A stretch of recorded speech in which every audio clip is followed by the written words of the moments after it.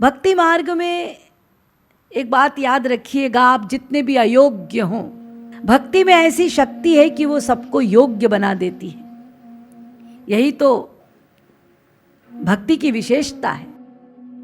लेकिन भक्ति मार्ग में एक ही चीज ऐसी है जो सबसे महत्वपूर्ण है।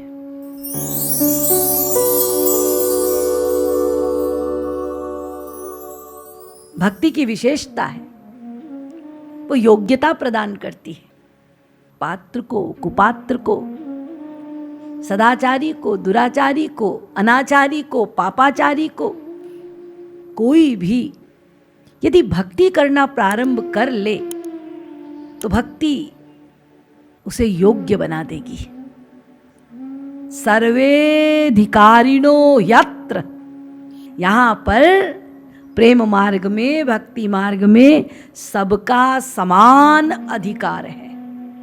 लेकिन भक्ति मार्ग में एक ही चीज ऐसी है जो सबसे महत्वपूर्ण है। अन्य मार्गों में इस महत्वपूर्ण तत्व के अतिरिक्त भी कार्य करने पर परिणाम मिलते हैं, लेकिन भक्ति मार्ग में इस तत्व को यदि आपने हटा दिया, माइनस कर दिया, तो फिर जितना भी आप शारीरिक कर्म कीजिए आपको फल नहीं मिलेगा, आप वहीं के वहीं रहेंगे। और वो महत्वपूर्ण तत्व है मन। कर्म मार्ग में यदि आप मन से भगवान का नाम नहीं भी लेते और कर्मकांड करते हैं, आपको उसका फल मिलेगा, क्योंकि आपका मन कर्मकांड में है, भगवान में नहीं है, फल मिल जाएगा। लेकिन भक्ति में नहीं मिलेगा।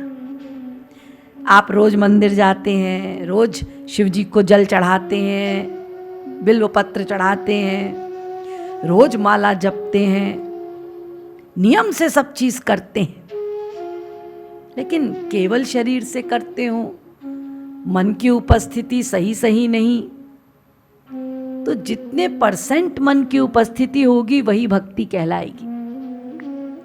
तो मन उपस्थित हो और मन जिसका आप ध्यान कर रहे हैं उसका निरंतर चिंतन करे वो मन, उसको कहते हैं स्मरण।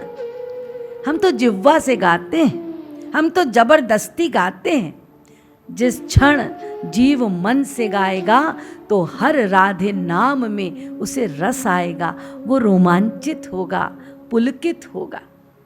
इस अवस्था को पाने के लिए कि तुम्हारे आंसू गिरे, तुम पुकारो तो रोमांचित हो, इस अवस्था में आने के लिए इस कार्य की निरंतरता चाहिए। मन का स्मरण हरि गुरु का निरंतर हो, इसके अतिरिक्त और कुछ ना हो।